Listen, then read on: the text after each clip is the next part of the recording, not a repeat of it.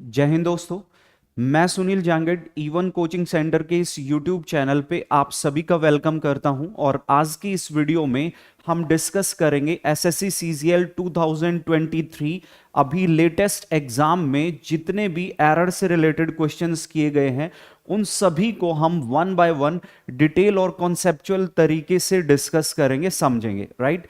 और जो है ग्रामेटिकल क्वेश्चंस को डील करने का एक जो सही मेथड अप्रोच होती है वो ये कि उसको आप एक लॉजिकल पैटर्न से रिलेट करते हुए वर्ड्स को आपस में, जो भी वर्ड्स तमाम जो पार्ट ऑफ स्पीच दे रखे होते हैं सेंटेंस में, उनको आपस में आप रिलेट किया करें और रिलेट करते हुए जो है एरर फाइंड आउट करने की कोशिश किया करें, ठीक है। उसके लिए आप जब अपनी प्रेपरेशन कर रहे होते हैं तो उसी दौरान आपकी अप्रोच वही रहनी चाहिए, तो ताकि आप जो है फिर जब एरर फाइंड आउट करते हैं तो उसको एक्यूरेटली आप अप्लाई कर सकें, है ना। तो उसी मेथड के साथ, अप्रोच के साथ हर सेंटेंस में एरर क्या क्या है, जो भी क्वेश्चंस पूछे गए हैं तमाम, और साथ के साथ मैं चैप्टर को भी हाईलाइट करूंगा कि हर कोई जो है सेंटेंस, जो भी क्वेश्चन पूछा गया है वो किस चैप्टर से डिराइव किया गया है, ये और थोड़ा सा डिफरेंट हम डिस्कस करेंगे, समझेंगे। तो चलें स्टार्ट करते हैं। सभी के सभी क्वेश्चंस जो है वो एरर फाइंडिंग बेस्ड होंगे। इससे पहले आपकी वीडियो जो रही थी वो इडियम्स बेस्ड थी, और नेक्स्ट जो वीडियो आने वाली है वो वोकैबुलरी में या तो वन वर्ड या फिर हम सिनोनिम्स पे डिस्कस करने वाले हैं, ठीक है। चले देखे जरा। फर्स्ट सेंटेंस है, Neetu have been waiting for me since 10 o'clock in the morning. अब इस सेंटेंस को यदि आप चेक करें तो बेशक आप जानते हैं कि नीतू जो वर्ड है, बेशक ये सर सिंगुलर सब्जेक्ट है, और सिंगुलर सब्जेक्ट के साथ हम वर्ब भी सिंगुलर यूज करते हैं। हैव एक प्लूरल वर्ब है, इसको रिप्लेस करेंगे हैज सिंगुलर वर्ब से, सेंटेंस आपका ओके हो जाएगा। Waiting for me since 10 o'clock। बाकी आपको ये भी पता है प्रेपोजिशन सिंस या फॉर के बाद जब जब टाइम वर्ड मिल जाता है तो हम परफेक्ट कॉन्टिन्यूअस का यूज करते हैं, जो कि ऑलरेडी गिवन है। अब मैं आपको चैप्टर बता दूं कि सब्जेक्ट वर्ब एग्रीमेंट चैप्टर से ये डिराइव किया गया है। तो इस तरीके से आप देख लें, बेशक इस पार्ट में आपकी एरर है, हैव को रिप्लेस करेंगे हैज से, ठीक है। सब्जेक्ट वर्ब एग्रीमेंट चैप्टर से ये क्वेश्चन लिया गया है। चले नेक्स्ट क्वेश्चन की ओर जाते हैं। After knowing truth the jury took the right decision in the case. अब देखो कुछ फ्रेज होती हैं, ठीक है। कभी भी आपने सुना होगा जो है नो द ट्रूथ होता है, स्पीक द ट्रूथ होता है, ठीक है। हमेशा हम क्या बोलते हैं, स्पीक द ट्रूथ, और टेल अ लाई होता है, राइट, टेल अ लाई। ऐसा क्यों होता है सर? जब भी झूठ के बारे में हम बोलते हैं कि नेवर टेल अ लाई, कभी भी झूठ मत बोलो, यहां पे लाई जो होती है ना वो जनरल लाई होती है। कोई भी झूठ, चाहे वो मुझसे रिलेटेड है, आपसे रिलेटेड है, आप में से किसी से भी रिलेटेड है, कोई भी झूठ हुआ चाहे, लेकिन जब बात सच की आती है, स्पीक द ट्रूथ की आती है, तो हम कोई डेफिनेट ट्रूथ की बात कर रहे होते हैं, जो हम जानना चाह रहे होते हैं, जो हम बताना चाह रहे होते हैं, राइट। तो ये फ्रेज होती है जिसमें हम क्या कहेंगे, आफ्टर नोइंग द ट्रूथ। कोई डेफिनेट ट्रूथ होती है जिसके बारे में बात चल रही होती है, सच जानने के बाद जूरी ने क्या किया, सही डिसीजन लिया इन द केस। तो इस तरीके से यदि हम बात करें तो ये आर्टिकल चैप्टर से ये क्वेश्चन डिराइव किया गया है। कुछ फ्रेजेस होती हैं जिसमें हम इस तरीके से बोलते हैं, स्पीक द ट्रूथ होता है, टेल अ लाई होता है, राइट। तो फिर इस तरीके से हम देखें तो यहां पे आर्टिकल द आएगा, तो option C is the right answer. चले नेक्स्ट क्वेश्चन में देखते हैं।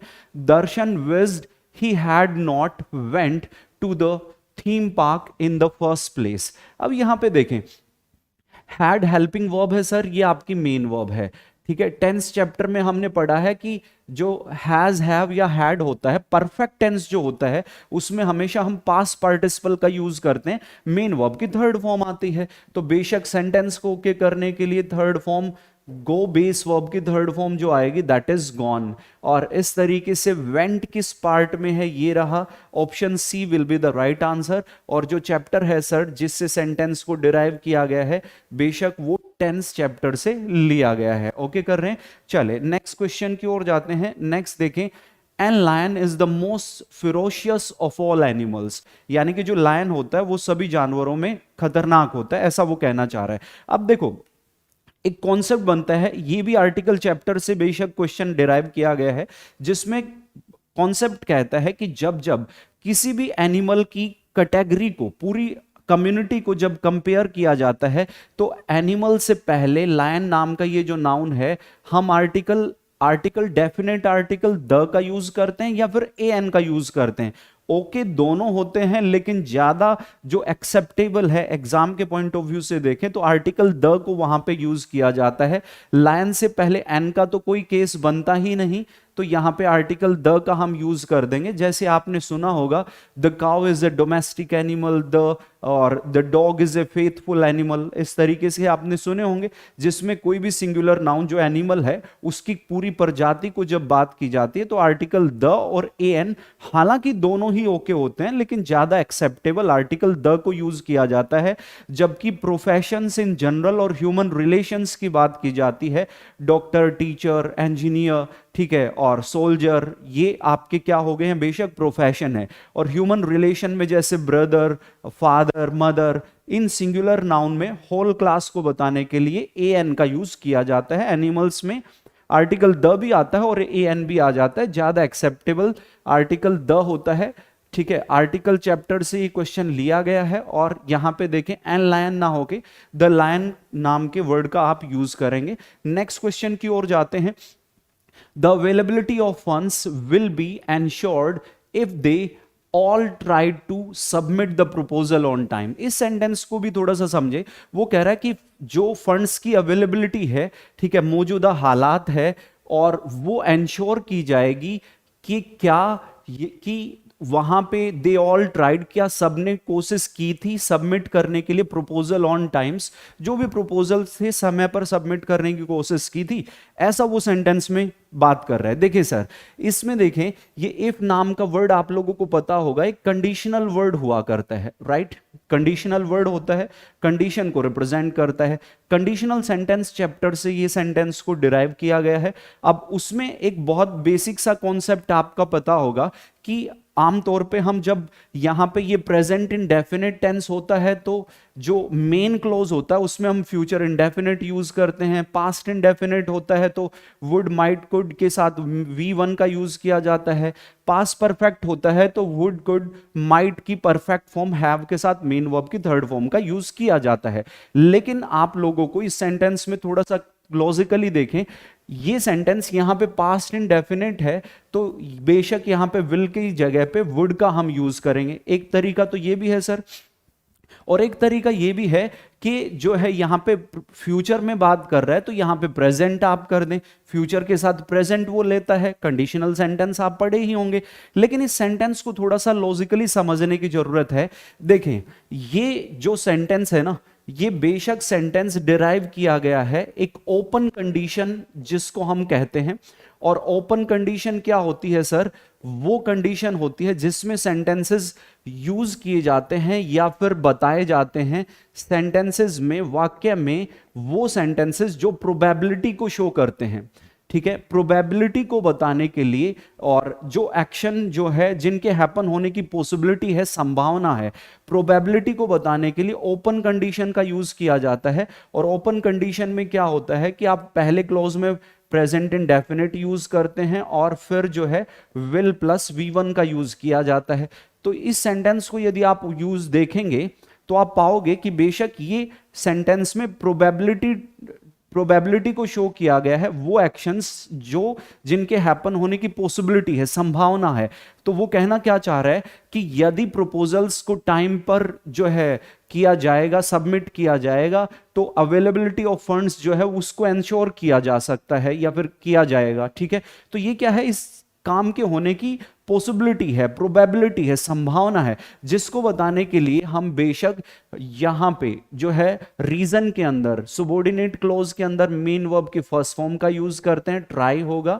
ठीक है, और फिर यहां पे ये विल बी एंश्योर्ड हो जाएगा।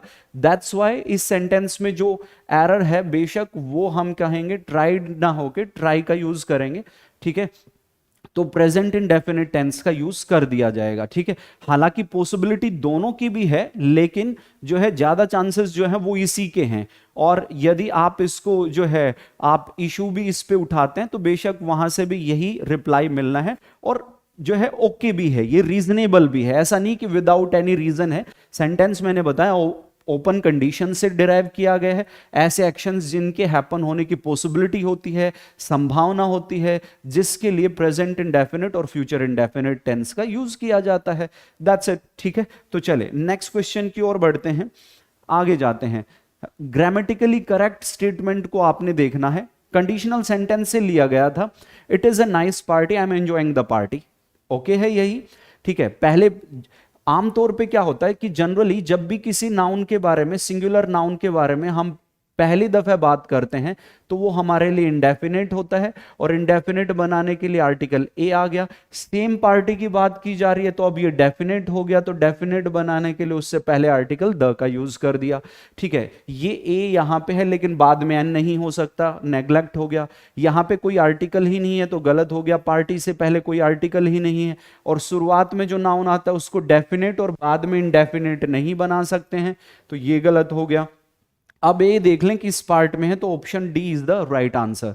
ठीक है, तो बेशक ये सेंटेंस भी आप ये कह सकते हैं कि आर्टिकल चैप्टर से ही डिराइव किया गया है, आर्टिकल से रिलेटेड ही कॉन्सेप्ट्स केस इसमें गिवन है। चलें नेक्स्ट देखते हैं sir. He promise them that he would sure repay the loan urgently. अब इस सेंटेंस में देखें सर, यहां पे ये पास्ट में है सर क्लॉज, ये भी बेशक वुड के साथ जो है first form of the verb, ये भी पास्ट में है, ये भी पास्ट को रिप्रेजेंट कर रहा है। लेकिन ये देखें रीपे नाम का वर्ड ये मेन वर्ब है, और मेन वर्ब के साथ साथ ये एक्शन वर्ब है। अब एक्शन वर्ब को क्वालिफाई करने के लिए हमें पता है कि एडवर्ब हमें चाहिए, तो एडवर्ब जो होगा वो क्या होगा, श्योरली होगा। ठीक है, एडवर्ब यूज करेंगे सर एक्शन वर्ब को क्वालिफाई करने के लिए, दैट्स वाई श्योर जिस पार्ट में उसी पार्ट में आपकी एरर हो जाएगी। सेंटेंस डिराइव किया गया है एडवर्ब चैप्टर से, यहां पे सेंटेंस में एडजेक्टिव नहीं एडवर्ब की रिक्वायरमेंट है, तो इसको एडजेक्टिव से भी कंसीडर कर सकते हो और एडवर्ब से भी कंसीडर कर सकते हो। चलें नेक्स्ट देखें सर, सारे के सारे क्वेश्चंस जो हैं आपके एसएससी सीजीएल 2023 का जो आपका एग्जाम हुआ उसके पीवाईक्यूज हैं, प्रीवियस ईयर क्वेश्चंस हैं। इवन कोचिंग सेंटर की जो अपनी एप्लीकेशन है उस पे मेरे डिटेल और डेप्थ में कंप्लीट इंग्लिश स्पेशल के बैचेस चलते हैं, कंप्लीट ग्रामेटिकल पार्ट, वोकैबुलरी और कॉम्प्रिहेंशन की, जहां से आप क्लासेस अवेलेबल कर सकते हैं, तो वहां पे आप कोर्स ज्वाइन कर सकते हैं if you want to do that. ठीक है, चले Karan call the restaurant to ask if he could reserve a table for tomorrow. अब इस सेंटेंस में यदि हम देखें तो बेशक ये सेंटेंस इनडायरेक्ट स्पीच में है। ठीक है, इनडायरेक्ट स्पीच में है, नरेशन से ये सेंटेंस लिया गया है बेशक। ठीक है, अब कॉन्सेप्ट क्या कहता है सर, बेशक ये सेंटेंस में एक पास्ट इवेंट के बारे में बात चल रही है। पास्ट में ऐसा हुआ कि करण ने रेस्टोरेंट में कॉल की और पता किया कि क्या वो रिजर्व कर सकता है टेबल को टुमारो के लिए, आने वाले दिन के लिए। तो बेशक यहां पे पास्ट इवेंट को शो करने के लिए आमतौर पे क्या होगा, इसको पास्ट इंडेफिनिट टेंस में यूज करेंगे, कॉल्ड का आप यूज करेंगे। ठीक है, और फिर उसके बाद जो है आस्क इफ, ठीक है, इंटेरोगेटिव रहा होगा सेंटेंस, ये पास्ट में है तो ये भी पास्ट में हो गया बेशक, राइट। और आमतौर पे होता क्या है कि इनडायरेक्ट स्पीच में, डायरेक्ट में जब टुमारो दे दिया जाता है तो फिर उसको द फॉलोइंग डे वगैरह में चेंज कर दिया जाता है। ठीक है, तो यहां पे ये बेशक कोई बहुत मेजर एरर नहीं है, तो इसको इग्नोर किया जा सकता है। पास्ट में इवेंट है, आप इसको टेंस से भी कंसीडर कर सकते हैं, और ये सेंटेंस आपके नरेशन चैप्टर से भी हो जाया करता है, तो कॉल की जगह कॉल्ड होगा। Option A is the right answer. चले नेक्स्ट की ओर जाते हैं। Identify the sentence that correctly uses the indefinite article. Okay, indefinite article की बात करते हैं। इंडियन से पहले ए आर्टिकल नहीं आएगा, an Indian artist married to.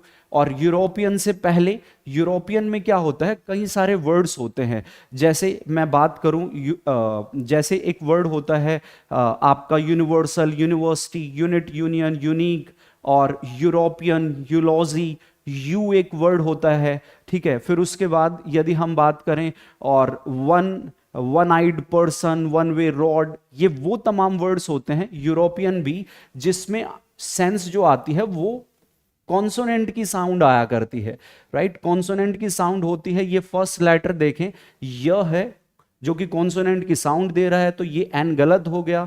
ठीक है, तो ये भी आपका गलत हो गया, हालांकि एन ये सही था, लेकिन आगे चल के ये रॉन्ग हो गया। ओके, एन इंडियन ये भी सही है, यूरोपियन से पहले ए आएगा, यहां पे भी ए है लेकिन इंडियन से पहले ए नहीं एन आएगा, तो option C is the right answer. और बेशक ये सेंटेंस भी आपका जो है अल्टीमेटली आर्टिकल चैप्टर से डिराइव किया गया है, आर्टिकल से। ठीक है, चले नेक्स्ट देखते हैं। She always invites, subject verb agreement कहता है सर सिंगुलर सब्जेक्ट है तो वर्ब भी सिंगुलर आती है, और ये बेस वर्ब है यहाँ पे, first form of the verb. जितनी भी इंग्लिश में फर्स्ट फॉर्म होती हैं, बेस वर्ब होती है, रूट वर्ब होती हैं, वो नंबर में प्लूरल हुआ करती हैं। तो सब्जेक्ट सिंगुलर है, वर्ब भी सिंगुलर चाहिए, तो इनवाइट्स नाम की वर्ब का आप यूज कर देंगे।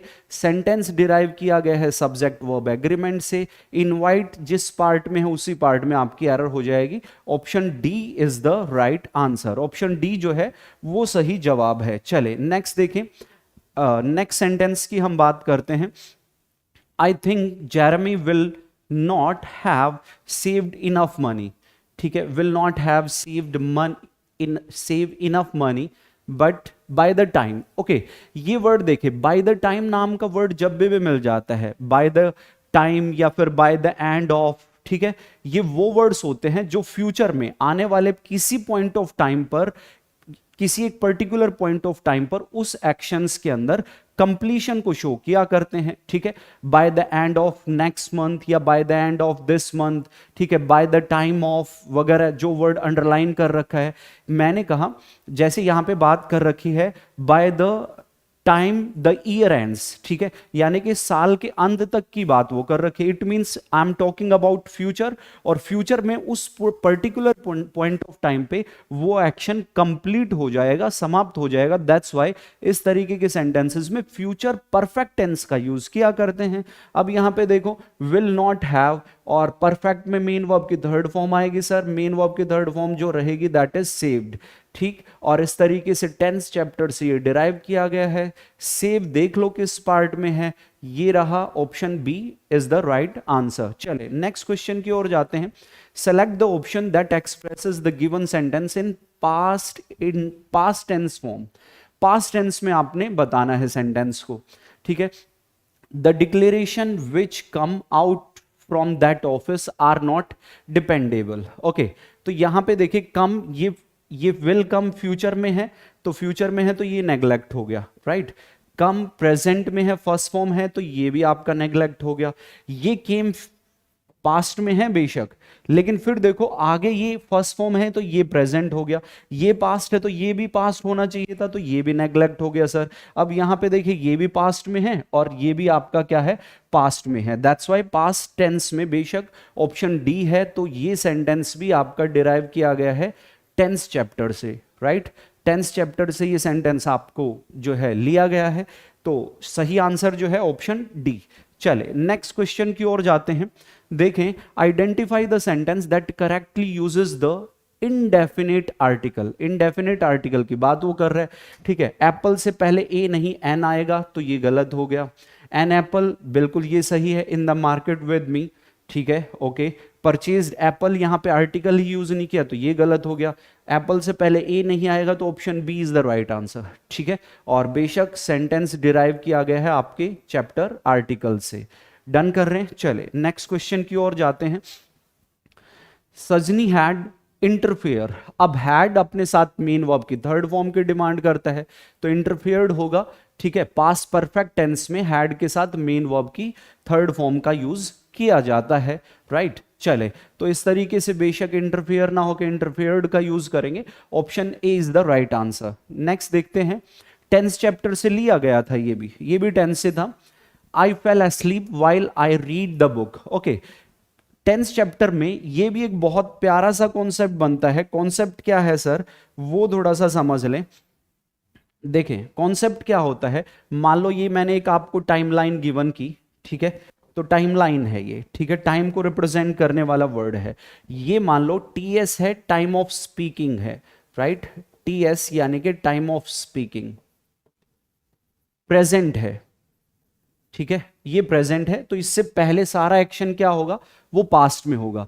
अब कॉन्सेप्ट कहता है कि पास्ट टेंस के अंदर एक एक्शन जो है ये कहो कि लॉन्गर ड्यूरेशन में होता है।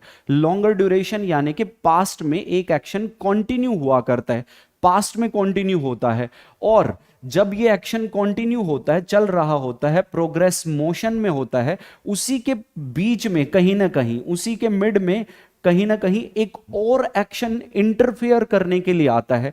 मैंने कहा मान लो पास्ट में एक एक्शन क्या होता है, कंटिन्यू होता है, दो क्लोजेस होंगे, एक एक्शन कंटिन्यू होगा और एक दूसरा एक्शन उसी के बीच में कहीं ना कहीं घटित होगा जो पहले कंटिन्यू वाले एक्शन को इंटरफेयर कर रहा होता है। तो इस तरीके से व्हेन व्हाइल नाम की कंजंक्शन के साथ ये एक प्यारा सा कॉन्सेप्ट बन जाता है पास्ट कॉन्टिन्यूअस टेंस और सिंपल पास्ट टेंस का, सिंपल पास्ट और पास्ट कॉन्टिन्यूअस, क्योंकि दोनों एक्टिविटी पास्ट में हुई थी। एक काम कंटिन्यू था, चल रहा था, लॉन्गर ड्यूरेशन थी, और एक बैकग्राउंड एक्शन था, background action past indefinite, longer duration जो मोशन में था पास्ट में, वो पास्ट कॉन्टिन्यूअस टेंस की डिमांड कर लेता है। अच्छा कॉन्सेप्ट ये बनता है, ठीक है। तो यहां पे देखिए ये फेल asleep हुआ, ठीक है, while I was, तो ये जो एक्शन है जो कंटिन्यू होगा, I was reading का यूज करेंगे, I was reading। अब देखें जो पास्ट में कंटिन्यू होगा ना, वो ये एक्शन होगा, I was reading। यहां पे वो क्या कर रहा था, जब मैं रीड कर रहा था ये कंटिन्यू था, और ये एक्शन इसी के मिड में यहां पे ये हैपन हुआ। उसी दौरान क्या हुआ, आई फेल asleep, तो उसे नींद आ गई, राइट। एक कंटिन्यू था और दूसरा बीच में इंटरफेयर करने के लिए यूज हुआ। आई वॉज रीडिंग का यूज करेंगे, ये गलत है, B is the right answer, और सेंटेंस डिराइव किया गया है आपके चैप्टर 10 से, ठीक है। काफी अच्छा केस कॉन्सेप्ट ये बनता है 10th चैप्टर के अंदर। चले, I can't talk right now. I am being really busy. I will call you later. Okay, वो कहना चाह रहा है कि मैं अभी बात नहीं कर सकता हूं। I am really busy, बहुत ज्यादा बिजी हूं। I will call you later. अब देखो ये जो फॉर्म है ना, I am being, ठीक है, ये जो है एक्यूरेट फॉर्म नहीं है। आप कहें कि प्रेजेंट में, प्रेजेंट के अंदर जब जब आप एक अपनी बीइंग को रिप्रेजेंट करते हैं, किसी सिचुएशन को इंडिकेट करते हैं, तो बेशक I am really busy as am are का ही यूज करते हैं हम, ठीक है। बीइंग को डिनोट करने के लिए तो सेंटेंस होगा I can't talk right now, I am really busy, I will call you later. तो जनरली इसको आप टेंस से ही बोल सकते हैं क्योंकि वर्ब की चेंजेस यहां पे हो रहे हैं, ठीक है। टेंस से ही है, तो आई एम बीइंग ये गलत है, option B is the right answer, being को ड्रॉप कर देंगे। ओके, नेक्स्ट क्वेश्चन देखें sir. Aniket lives in the small apartment in the suburbs, ठीक है। अब यहां पे देखो सबर्ब्स क्या होता है, किसी सिटी के बाहरी साइड का जो जो लोकेलिटी होती है जहां पे काफी सारे लोग होते हैं, ठीक है, उसी को हम जो है सबर्ब्स बोलते हैं, ठीक है। जैसे मान लो कोई शहर है, एक मेन शहर है और शहर का जो आउटर पार्ट होता है ना, वहां पे भी बहुत सारे लोग रह रहे होते हैं। आमतौर पे आउटर पार्ट में थोड़ा सा बहुत ज्यादा कॉस्टली नहीं होती है जमीन, ठीक है, क्योंकि मेन शहर से उसकी थोड़ी डिस्टेंस भी होती है, उसी प्लेस को सबर्ब्स बोलते हैं। अब यहां पे देखो सबर्ब्स में वो अपार्टमेंट में रहता है, स्मॉल अपार्टमेंट में रहता है, तो बेशक ये जो सिंगुलर नाउन है ना, ठीक है, जनरल अपार्टमेंट की वो बात कर रहे हैं, कोई अपार्टमेंट है, वी डोंट नो एग्जैक्टली, तो इससे पहले बेस्ट अप्रोप्रिएट क्या रहेगा कि आर्टिकल जो यूज करेंगे, आर्टिकल ए का यूज कर लेंगे, इन ए स्मॉल अपार्टमेंट। तो अब ये जो बदलाव आए हैं ना, ये बी पार्ट में बदलाव आए हैं सर, और बी पार्ट बेशक कौन से में है, option C, option C is the right answer. Again you have this sentence from the chapter article, article chapter से ये क्वेश्चन लिया गया है, ठीक है। वो रहता है किसी छोटे अपार्टमेंट में रहता है, कहां पर, सबर्ब्स में। ओके, नेक्स्ट क्वेश्चन देखें। The present century threats to our environment which include interfering species, element, pollution and a boiling temperature were putting, ठीक है, were putting wild life population at peril, ठीक है। अब इस सेंटेंस में हम चेक करें, द प्रेजेंट सेंचुरी थ्रेट्स, ये आपका सब्जेक्ट है, प्लूरल सब्जेक्ट है, ठीक है, टू आवर एनवायरमेंट, जो हमारे एनवायरमेंट के लिए जो प्रेजेंट सेंचुरी में जो थ्रेट्स हैं, जो चेतावनियां हैं, जो डर हैं तमाम, इंक्लूड कौन कौन से हैं सर, वो इंटरफियरिंग स्पीसीज, ठीक है, एलिमेंट्स, पोल्यूशन और एंड ए बॉइलिंग टेम्परेचर, और ये भी है। तो कंजंक्शन क्या कहता है, जितने भी नाउन दिए जाते हैं उनमें सेकंड लास्ट और लास्ट को जोड़ा जाता है एंड और से, तो ये एंड भी आ गया, ठीक है। एंड ए बॉइलिंग टेम्परेचर, यहां पे टेम्परेचर नाम का वर्ड जो है सर अनकाउंटेबल नाउन है। टेम्परेचर जो बात की जाए, we can't count temperature, uncountable noun है। अनकाउंटेबल नाउन से पहले आर्टिकल का यूज नहीं करते हैं, ठीक है। Were putting wild life population at peril, ठीक है। तो ये भी बाकी ओके है, ठीक है। तो इस तरीके से हम देखें तो ए बॉइलिंग हम यूज नहीं करेंगे टेम्परेचर अनकाउंटेबल नाउन से पहले। तो आप देख लें किस पार्ट में यदि हम हैं, बॉइलिंग टेम्परेचर से पहले ये आर्टिकल गिवन कर रखा है, सी इज द राइट आंसर, ठीक है। आप इसको नाउन चैप्टर से भी कह सकते हैं और आर्टिकल से भी कह सकते हैं, ठीक है। बेशक हम आर्टिकल जो यूज करते हैं वो नाउन के लिए ही यूज करते हैं, अनकाउंटेबल नाउन से पहले ए एन आर्टिकल यूजेबल नहीं हुआ करते हैं। बहुत बेसिक सा कॉन्सेप्ट कंडीशन बन जाती है। चले नेक्स्ट देखें, my mother said that ban will done the assignment today. तो बेशक विल के साथ first form of the verb का यूज करेंगे, डू का यूज होगा, वर्ब कह लें या फिर जो है टेंस चैप्टर से कह लें, ये सेंटेंस डिराइव किया गया है। नेक्स्ट देखें, mister Ram Kumar the cashier are. अब देखें ये जो कैशियर नाम का जो नाउन है ना, इसको बोला जाता है अपोजिटिव केस, ठीक है। कुछ केस होते हैं हिंदी में जिनको कारक बोलते हैं। अपोजिटिव केस अपोजिशन को शो करता है, पोजेशन को शो करता है, किसके ऊपर, मिस्टर रामकुमार नाम के नाउन को डिस्क्राइब करने के लिए, इसी के बारे में एडिशनल इंफॉर्मेशन देने के लिए, जो पहला नाउन है मिस्टर राम कुमार, उसके बारे में एडिशनल इंफॉर्मेशन गिवन करने के लिए अपोजिटिव केस का यूज किया गया है। इसके बाद वर्ब दे दी जाती है। तो ऐसे सिचुएशन में हम जो फर्स्ट नाउन होता है, ठीक है, इसी के अकॉर्डिंग वर्ब यूज करते हैं, और वो आर ना यूज करके इज का यूज होगा। जो वर्ब आएगी वो मिस्टर राम कुमार के अकॉर्डिंग, जिसके बारे में एडिशनल इंफॉर्मेशन दी जा रही है अपोजिटिव केस के द्वारा। ये अपोजिटिव केस हो गया, एडिशनल इंफॉर्मेशन फर्स्ट नाउन के बारे में दी जा रही है, उसी के अकॉर्डिंग वर्ब का यूज किया जाता है। ये इस तरीके के कॉन्सेप्ट्स जो हैं सर, सब्जेक्ट वर्ब एग्रीमेंट जो चैप्टर आपका बनता है उसमें सिखाए समझाए जाते हैं। सब्जेक्ट वर्ब एग्रीमेंट से लिया गया है। आर किस पार्ट में है वो देख लें, ये रहा, option B is the right answer. चले नेक्स्ट क्वेश्चन की ओर जाते हैं। Do you want to join us for lunch? Okay, I am sorry, my physics class will start at 1 PM and does not finish. Does not के साथ, अब ये देखें, ये प्रेजेंट इंडेफिनिट टेंस गिवन कर रखा है, प्रेजेंट इंडेफिनिट टेंस। अब देखो जनरली फ्यूचर को बताने के लिए जब जब आप फ्यूचर की बात करते हैं तो विल शैल के साथ फर्स्ट फॉर्म आती है, लेकिन ध्यान रखना विल शैल के साथ जो फर्स्ट फॉर्म आती है वो बताने के लिए यूज की जाती है जो एक्शंस जो है अनप्लैन्ड होते हैं, ठीक है। या फिर ये कहो कि जो सेंटेंसेस एक तरीके से इम्प्रोबेबल टू हैपन होते हैं, या फिर अनसर्टेन जो होते हैं, आप अनसर्टेन कहें, जो सेंटेंस फ्यूचर में जिनका होना अनसर्टेन है, होने को वो हो भी जाए, ना होने को ना भी हो, उनके लिए विल शैल के साथ फर्स्ट फॉर्म का यूज करते हैं। जैसे मैं कहूं एक sentence, I will go there with you, मैं आपके साथ वहां जाऊंगा, यानी कि मैंने प्लानिंग तो कर ली आपके साथ वहां जाने की, लेकिन अभी क्लियर नहीं है, अभी अनसर्टेन है। मैंने प्लानिंग कर ली जाने की, बट पॉसिबिलिटी इसकी भी है कि शायद ना जा पाऊं, राइट। तो ये सेंटेंस हो गया अनसर्टेन, जो होगा या नहीं होगा फ्यूचर डिसाइड करेगा। लेकिन कुछ फ्यूचर को लेके ऐसे एक्शंस भी होते हैं सर जो आप प्री प्लान्ड होते हैं, जिनका आप टाइम टेबल बना देते हैं, यानी कि वो होंगे ही होंगे। आपने पहले से टाइम डिसाइड कर दिया कि जाना है अगले मंडे या अगले संडे कहीं जाना है, तो आपका जाना वहां अर्जेंट है, वो प्लान्ड एक्शन है, टाइम टेबल्ड एक्शन है। तो ये जो सेंटेंस है ना, वही है टाइम टेबल्ड एक्शंस, जिनका टाइम टेबल बन चुका है, ठीक है। और ऐसे एक्शंस जो हैं ये सर्टेन होते हैं, ये होंगे ही होंगे।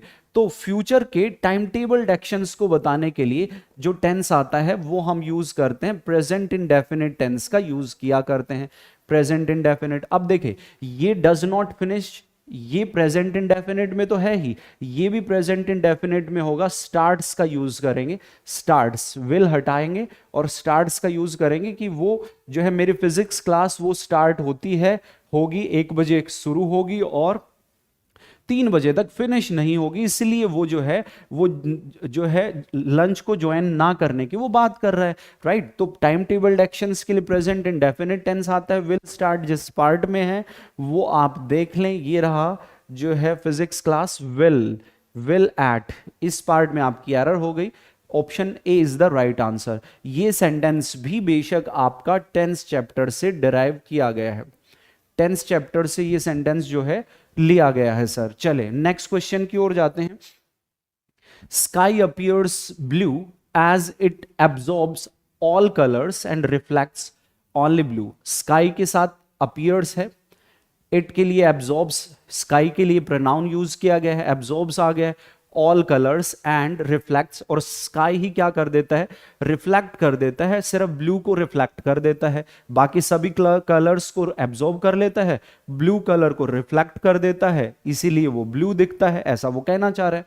अब देखें सर, स्काई जो वर्ड है ना, ये बेशक सेलेस्टियल बॉडीज के अंडर आता है। सन, मून या फिर प्लैनेट जो होते हैं, अर्थ और स्काई, ये सेलेस्टियल बॉडीज हैं, यूनिक थिंग्स हैं, जिनसे पहले हम आर्टिकल द का यूज किया करते हैं। आर्टिकल और टेंस चैप्टर से क्वेश्चंस आपको अबंडेंस में मिल रहे हैं। कौन कौन से chapter? Article, tense, subject verb agreement, इनसे ज्यादा क्वेश्चंस अल्टीमेटली यदि हम ऑब्जर्व करें, एक एनालिसिस निकालें, तो ज्यादा क्वेश्चन इन्हीं से लिए गए हैं, टेंस, आर्टिकल और सब्जेक्ट वर्ब एग्रीमेंट। तो ये क्वेश्चन भी बेशक आर्टिकल से लिया गया है, स्काई से पहले आर्टिकल द का यूज किया जाएगा। चले, ए सेलेस्टियल बॉडी और astronomical object is a natural occurring physical thing, ठीक है, एसोसिएशन और configuration that happens in the visible universe. A celestial body और astronomical object is a naturally occurring physical thing, association or configuration that happens in the visible universe। Okay है sentence? ठीक है, done है, no error, कोई error नहीं है, ठीक है। कोई भी सेलेस्टियल बॉडी या फिर एस्ट्रोनॉमिकल जो ऑब्जेक्ट है वो नेचुरली अकरिंग फिजिकल थिंग होती है, अपने आप घटित होने वाली चीजें होती हैं, और एसोसिएशन होती हैं या फिर कन्फिगरेशन होती हैं, ठीक है। और से जब कनेक्ट कर दिया जाता है तो दैट का एंटीसीडेंट सिंगुलर होगा, हैपन्स आ गया in the visible universe. Option A is the right answer, no error, कोई एरर सेंटेंस में नहीं है। चलें, Pritha will been cooking the meal of your choice before you reach home. अब देखें, बिफोर जो कंजंक्शन होती है, कहीं ना कहीं ओपन कंडीशन में हम जो है बिफोर का यूज करते हैं। What are the conjunctions? कौन कौन सी कंजंक्शंस होती हैं? As soon as, if, when, before, after, until, unless, in case and provided that, ये तमाम कंजंक्शंस इसमें हुआ करती हैं। अब कॉन्सेप्ट कहता है इनके बाद में हम प्रेजेंट इंडेफिनिट टेंस का यूज करते हैं, ठीक है, और बाद में जो है फ्यूचर इंडेफिनिट टेंस का यूज करते हैं। तो बेशक विल बी, या तो आप कहें विल कुक, ठीक है, प्रिथा विल कुक, वो कुक कर लेगी मील को, तुम्हारी चॉइस का, किससे पहले? आपके घर पहुंचने से पहले। या तो विल कुक सही रहेगा, या फिर विल बी कुकिंग भी हो सकता है, ठीक है, वो उसको कंटिन्यू हो रहा होगा, वो जो एक्टिविटी है, विल बी कुकिंग भी हो सकता है। दोनों तरीके से आपका सेंटेंस ओके हो जाएगा। तो बीन जिस पार्ट में है that will be your right answer, ठीक है, option B is the right answer. ये सेंटेंस भी बेशक आप ये समझ लें जो है ये कंडीशनल सेंटेंस से लिया गया है, कंडीशनल सेंटेंस भी इसको बोल देते हैं, और ये कंडीशन तो टेंस चैप्टर में भी पढ़ाई जाती है, समझाई जाती है। तो कंडीशनल सेंटेंसेस से भी कुछ क्वेश्चंस यहाँ पे देखने को मिल रहे हैं जो काफी पूछे गए हैं।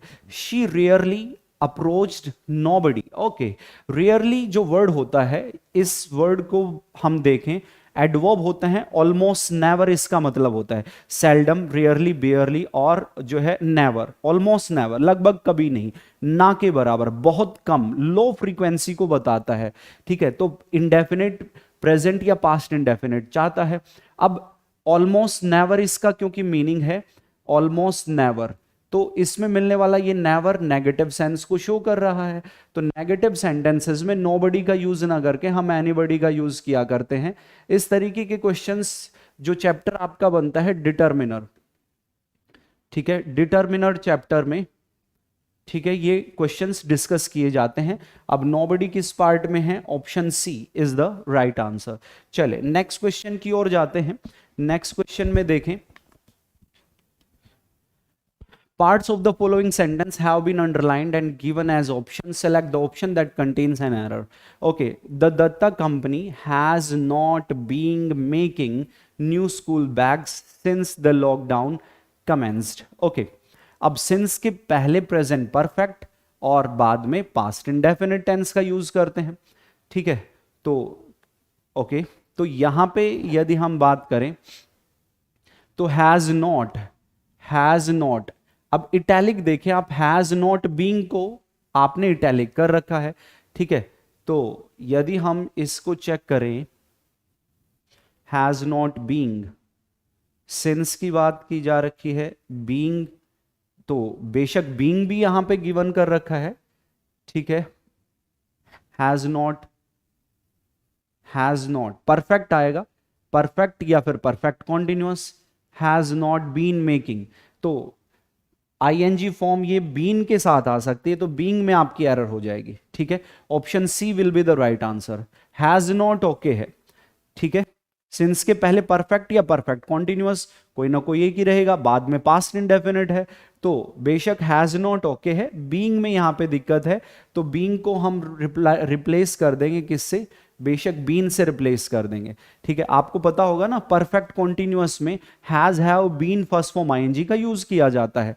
तो ये सेंटेंस भी बेशक आप इसको ये भी कह सकते हो। इस तरीके की क्वेश्चंस जो है टेंस में भी डिस्कस करते हैं, और सेंटेंस एक्टिव में है, पैसिव में है, वॉइस में भी इस तरीके के क्वेश्चंस जो है हम देख लिया करते हैं। ओके, और बेशक जो है यहाँ पे ये डूअर है ना, मेक करने का काम कौन कर रहा है? डूअर, दत्ता कंपनी, बेशक तो हैज नॉट बीन मेकिंग हो जाएगा। डूअर होता है तो एक्टिव वॉइस में रहता है सेंटेंस, ठीक है सर। चले तो फिर इस तरीके से option C is the right answer.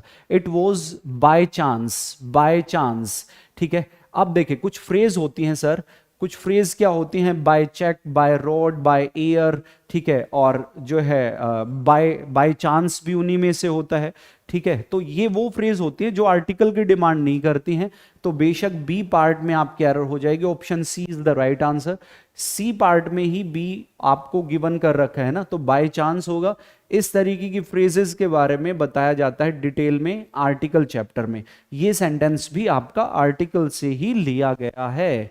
चले नेक्स्ट क्वेश्चन की ओर जाते हैं। My students had expected, had के साथ मेन वर्ब की थर्ड फॉर्म एक्सपेक्टेड का यूज करेंगे। Guidance from my and, right. तो एक्सपेक्टेड भी हो सकता है, हैड एक्सपेक्टेड उसने दिया है, ठीक है। आमतौर पे ऐसा होता है कि पास्ट परफेक्ट हमेशा पास्ट के रेफरेंस में ही यूज किया जाता है, ठीक है। ऐसा माना जाता है कि लेट पास्ट के होने के लिए कोई ना कोई सिंपल पास्ट का होना जरूरी होता है। ऐसा क्यों होता है सर? क्योंकि देखिए मान लो आप प्रेजेंट में हैं, अभी आप प्रेजेंट में हैं, तो प्रेजेंट से आपकी मूवमेंट पास्ट में हो सकती है, या फिर कहां हो सकती है? फ्यूचर में हो सकती है। आप बैक में जा सकते हैं, पास्ट में जा सकते हैं, या फ्यूचर में जा सकते हैं। अब पास्ट परफेक्ट की जो बात की जाती है ना, पास्ट परफेक्ट में जाने के लिए आपको पहले पास्ट में होना जरूरी है। पास्ट से पास्ट परफेक्ट में जाया जा सकता है, क्योंकि पास्ट परफेक्ट जो होता है ना मेरे भाई, वो जो है बैकवर्ड फ्रॉम द पास्ट होता है। पास्ट का भी पास्ट होता है, लेट पास्ट होता है, ठीक है। आमतौर पे पास्ट परफेक्ट अकेले नहीं आता है, वो तभी यूज किया जाता है जब पास्ट का कोई ना कोई रेफरेंस दे रखा हो सेंटेंस में। लेकिन फिर भी आप हैड एक्सपेक्टेड भी यूज कर सकते हैं, उसने गिवन कर रखा है, और या फिर एक्सपेक्टेड भी यूज कर सकते हैं। अल्टीमेटली आपकी बी पार्ट में ही एरर है, had expected. Option A is the right answer. Option A में हैड एक्सपेक्टेड दे रखा है, इसलिए वही आंसर होगा। One of these boxes have, one of के बाद नाउन प्लूरल आता है, वर्ब सिंगुलर आती है, तो हैज हो जाएगा, ठीक है। सब्जेक्ट वर्ब एग्रीमेंट चैप्टर से क्वेश्चन को डिराइव किया गया है। चले नेक्स्ट क्वेश्चन की ओर जाते हैं। You can fool some of the people all the time, कहने का मतलब है आप कुछ लोगों को, सेलेक्टेड लोगों को जो है हर समय फूल बना सकते हैं, you can fool, fool verb है, सम ऑफ द पीपल, इसके बाद प्लूरल नाउन है, ऑल द टाइम, हर समय तुम कुछ लोगों को ही जो है मूर्ख बना सकते हो, and all the people some of the time, और सारे के सारे लोगों को कुछ टाइम, ठीक है। But you can not fool all the people, लेकिन सभी लोगों को जो है हर समय फूल नहीं बनाया जा सकता है। अल्टीमेटली देखें तो सब्जेक्ट वर्ब एग्रीमेंट प्रॉपर है, टेंस सही है। टेंस भी सही क्यों है? क्योंकि बेशक यहां पे एक फैक्ट की बात कर रहा है, फैक्चुअल बात कर रहा है, एबिलिटी की बात कर रहा है, तो कैन भी सही है, ठीक है। तो इस तरीके से यदि हम देखें तो सेंटेंस में नो एरर। ओके, चलें। हार्दिक हॉरोस्कोप, हार्दिक की जो हॉरोस्कोप है, कुंडली है, वो कहती है कि जो स्टार्स हैं विल बी एक्सरसाइज्ड। एक्सरसाइज का मतलब होता है इंपैक्ट डालना, प्रभाव, असर डालना, ठीक है। जो स्टार्स हैं वो क्या करेंगे? एक्सरसाइज करेंगे। अब एक्सरसाइज करने का काम कौन कर रहे हैं यहां पे? स्टार्स, जो नक्षत्र हैं। तो ये जो सब्जेक्ट है ना सर, ये बेशक डूअर है, क्योंकि आप देखें जो इफेक्ट डालने का काम कौन कर रहे हैं? स्टार्स कर रहे हैं, ठीक है। तो सेंटेंस आप लोगों का जो गिवन है वो एक्टिव वॉइस में है।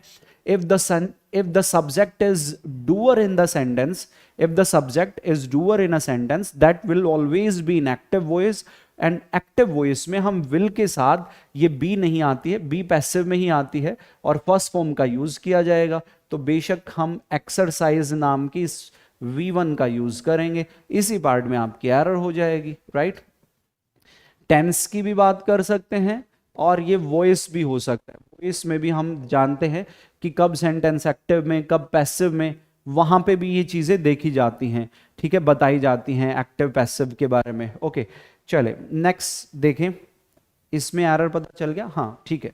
Okay, option that contain an error, I had gone to Siliguri before I go to Raiganj. अब देखें इटैलिक किया गया है गॉन को, बिफोर को, गो को, ठीक है, इनको इटैलिक किया गया है। गो बिफोर हैड, हैड तो नहीं इटैलिक किया हुआ, ठीक है, फिर भी उसने कह रखा है तो ठीक है। अब देखें बिफोर से पहले पास्ट परफेक्ट आता है और बिफोर के बाद में पास्ट इंडेफिनिट आता है, तो वेंट हो जाएगा। ये तो केस आपने पढ़ा ही है, 10th चैप्टर में बताया जाता है।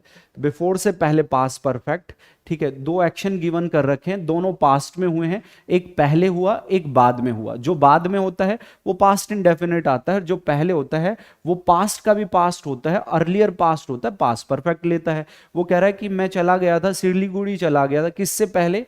जो है रायगंज जाने से पहले सिलीगुड़ी वो चला गया। ये पहले हुआ, ये बाद में हुआ, ये पास्ट परफेक्ट, ये पास्ट इंडेफिनिट, गो की जगह पे वेंट होगा। Option A is the right answer. 10th chapter में इस तरीके के क्वेश्चंस को डिस्कस किया जाता है। Correctly uses in the indefinite article. Indefinite article देखना है, यूएफओ। अब ये एक एब्रिविएटेड फॉर्म है। यूएफओ की यदि हम बात करें ना, तो इसमें फर्स्ट साउंड जो आती है वो कॉन्सोनेंट की आती है, यू मिलके बना है य और ऊ के मिलने से, तो बेशक इससे पहले एन नहीं आएगा, ए आएगा। अब इसमें ए तो आ रखा है, लेकिन इंग्लिश से पहले ए नहीं आएगा, एन आएगा, तो ये भी गलत हो गया, ये भी गलत हो गया। अब यूएफओ से पहले ए ही आना है, इंग्लिश से पहले एन आना है, तो ये सही हो गया। ये गलत क्यों है? क्योंकि यूएफओ से पहले एन नहीं ए आएगा, इंग्लिश से पहले ए नहीं एन आएगा, ठीक है। तो इस तरीके से option C is the right answer, और आर्टिकल चैप्टर से डिराइव किया गया है। Parts of the following sentence have been given as option. Select the option that contains an error. He will return in an hour. ठीक है, कई सारे word होते हैं, hour, honour, honest, honorary, honourable, heir, heirs, ठीक है, और तमाम एब्रिविएटेड फॉर्म जो शुरू होती हैं 8 कॉन्सोनेंट लेटर से, F, H, L, M, N, S, R, X, ठीक है, इन कॉन्सोनेंट लेटर से जो एब्रिविएटेड फॉर्म शुरू हो जाए, और ये जो तमाम वर्ड मैंने बताए, hour, honour, honest, honorary, honourable, heir, heirs, ठीक है, तो इनसे पहले आर्टिकल एन आता है, तो एन आर का यूज करेंगे, ठीक है, और इन ए नहीं होगा, D is the right answer. Article chapter से लिया गया है।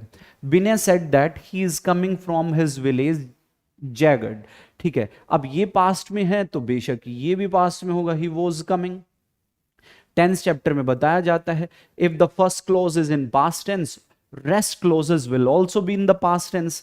कहने का मतलब जब पहला क्लोज आपका पास्ट टेंस में हो तो बाकी के मिलने वाले क्लोजेस भी पास्ट टेंस में हुआ करते हैं। बहुत सिंपल सा कॉन्सेप्ट है, 10th चैप्टर से डिराइव किया गया है। She was waiting for an opportunity, opportunity से पहले एन का यूज करेंगे क्योंकि साउंड जो है ना अपॉर्चुनिटी कुछ इस तरीके से आप लिखते हैं इसको हिंदी में, तो फर्स्ट साउंड वोवल की है, दैट्स वाई आर्टिकल एन का यूज करेंगे। आर्टिकल चैप्टर से ही सेंटेंस लिया गया है। If things were not going to be normal after the pandemic mankind will have to accept the new normal. ठीक है, अब सेंटेंस ये कंडीशनल सेंटेंस से जो है चैप्टर से डिराइव किया गया है, और इस सेंटेंस में देखो वो कहना चाह रहा है कि यदि थिंग्स जो हैं, यदि चीजें फिर से नॉर्मल नहीं होती हैं पेंडेमिक के बाद में, तो मानव जाति क्या करेगी, उसको न्यू नॉर्मल जो एक नई परिस्थिति बनेगी उसको एक्सेप्ट करना पड़ेगा। ठीक है, तो बेशक ये प्रोबेबिलिटी टू हैपन को शो कर रहा है, वो एक्शंस जिनके हैपन होने की संभावना है, पॉसिबिलिटी है। ठीक है, तो उनको बताने के लिए ओपन कंडीशन यानी कि प्रेजेंट इंडेफिनिट और फ्यूचर इंडेफिनिट का यूज किया करते हैं। ये भी उसी तरीके का सेंटेंस है, राइट। तो बेशक इसको प्रेजेंट में हम चेंज करेंगे, if things are not going, if things are not going to be normal. Indefinite या कॉन्टिन्यूअस, कॉन्टिन्यूअस में भी आ जाता है, परफेक्ट में भी यूज कर लिया करते हैं, ओपन कंडीशन के अंदर कोई दिक्कत नहीं होती।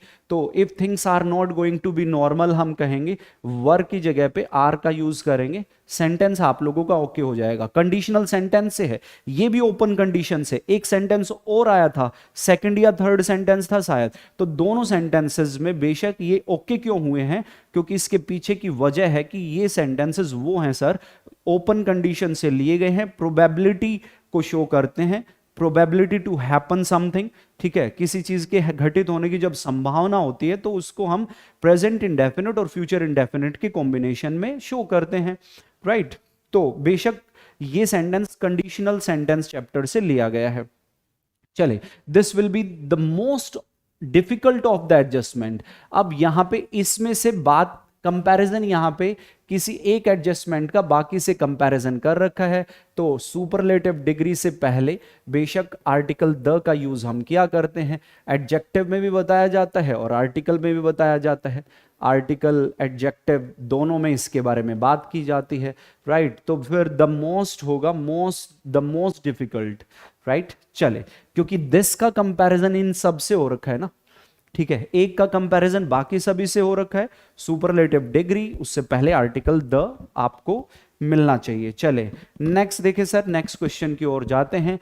ये भी कंडीशनल से है, प्रोबेबिलिटी टू हैपन सेंटेंस में दे रखी है, यदि ये होगा तो इसकी होने की संभावना हो जाती है। इफ इट रेन्स तो पहले में प्रेजेंट इंडेफिनिट आएगा, यदि बारिश होगी तो काफी टफ टाइम आ जाएगा, मुश्किल के भरे दिन आ जाएंगे।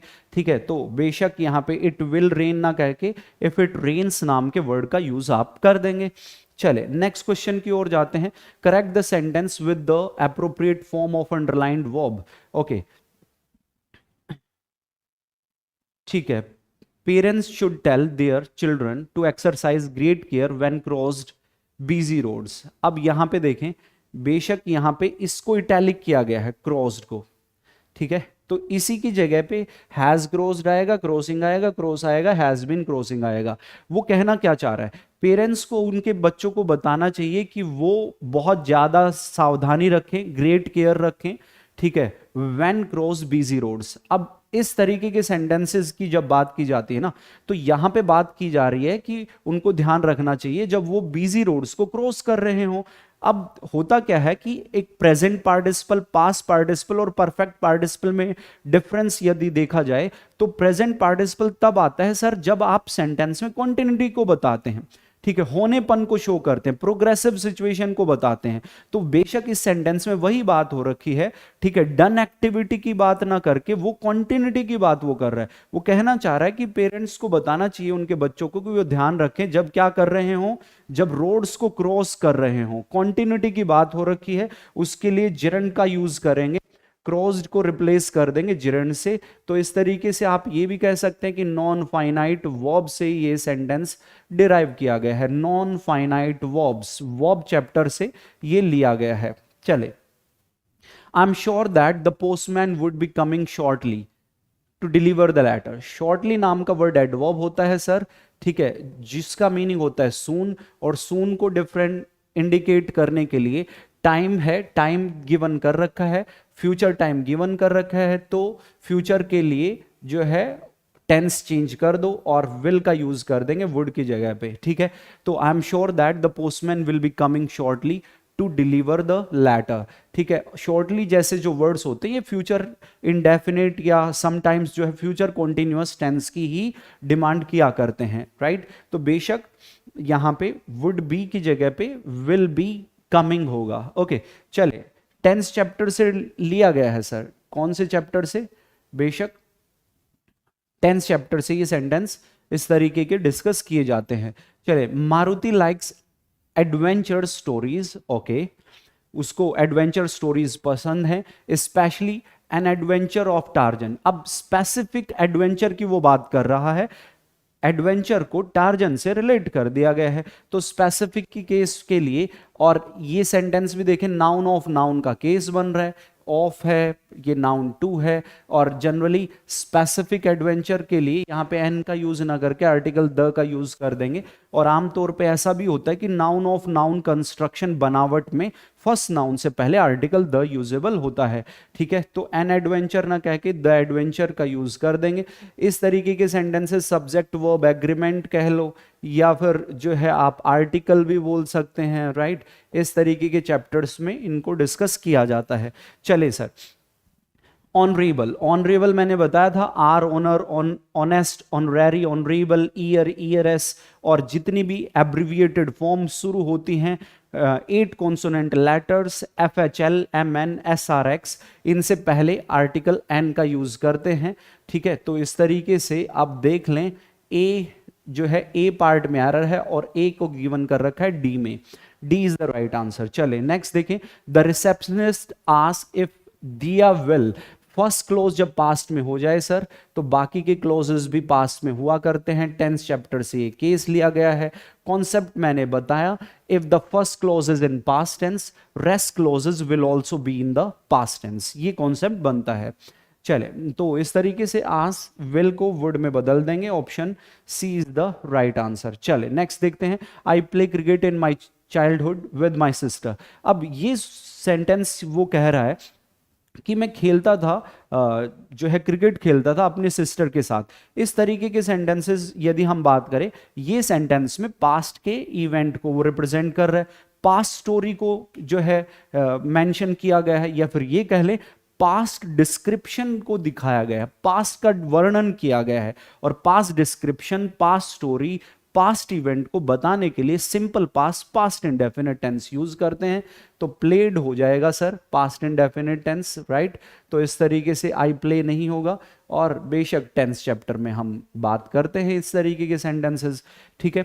यदि आप डेप्थ डिटेल में पढ़ेंगे, जो मैंने पढ़ा रखा है चैप्टर्स जो आपके हैं, ठीक है, एप्लीकेशन पे, इवन कोचिंग सेंटर के एप्लीकेशन पे वो चैप्टर्स मिल जाएंगे। इतना डेप्थ डिटेल में, इतना कॉन्सेप्चुअली चीजें बताई गई हैं कि आप एक बार उनको अच्छे से कवर कर लेते हैं तो you don't need to go anywhere else, ठीक है। और बहुत शानदार चीजें, बहुत अच्छे कॉन्सेप्ट्स आप लोगों के तैयार होते हैं, ठीक है। और एक बहुत तरीके से वहां पे आपको गाइड किया गया है, ठीक है। तो सारे के सारे केसेस आप पाओगे कि बहुत शानदार तरीके से पिक्टोरियल मेथड से, पिक्चर्स के थ्रू मैंने वहां पे मेंशन कर रखा है। चले, 10th चैप्टर से है, सी पार्ट में आपकी एरर है। नेक्स्ट क्वेश्चन की ओर जाते हैं, the historians are a great asset to the field of academia, ठीक है। वो कहना चाह रहा है कि जो हिस्टोरियंस है, इतिहासकार हैं, वो एक ग्रेट एसेट हैं किसके लिए, किस फील्ड के लिए, एकेडमिया के लिए। एकेडमिया क्या होती है? एकेडमिया इसका मतलब होता है एक जो है एक ऐसा इन्वायरमेंट किसी कॉलेज या यूनिवर्सिटी में, वो इन्वायरमेंट जिसमें आप डील करते हैं टीचिंग से रिलेटेड, लर्निंग से रिलेटेड, और जो तमाम रिसर्च की जो चीजें होती हैं उनसे रिलेटेड बात की जाती है, ठीक है। एकेडमिया बोलते हैं उसको। अब देखें, हिस्टोरियंस की बात करें, हिस्टोरियंस जो इतिहासकार है, इससे पहले आर्टिकल द का यूज किया गया है, जबकि कोई स्पेसिफिक हिस्टोरियंस की बात नहीं की गई है वहां पे। वो कहना चाह रहा है कि हिस्टोरियंस हैं वो ग्रेट एसेट है, ठीक है। अब स्पेसिफिक को मेंशन नहीं किया गया है, वी डोंट नो कि कौन से हिस्टोरियन की बात की गई है, ठीक है। यहां पे स्पेसिफिक कोई ऐसा कीवर्ड नहीं है जिससे ये पता चल रहा हो कि जो है कि स्पेसिफिक की वो बात की गई है। और ये एक फैक्ट है, एक जनरल बात है, यानी कि जो इतिहासकार होते हैं वो एक स्पेशल एसेट होते हैं, एक एसेट होते हैं किसमें, जो है फील्ड ऑफ एकेडमिया की बात की गई है। तो हिस्टोरियन से पहले हम आर्टिकल द का यूज नहीं करेंगे सर, ठीक है। तो इस तरीके से D is the right answer. और ये जो है आर्टिकल का भी कह लो या फिर कोई भी एक जनरल सेंटेंस है ये तो, ठीक है, इसमें कोई कॉन्सेप्ट तो है नहीं वैसे। The warrior was waiting for, grammatically correct बताना है, for an right time. An right time से पहले एन गलत हो गया, ए राइट टाइम होता तो भी फिर बात हो सकती थी।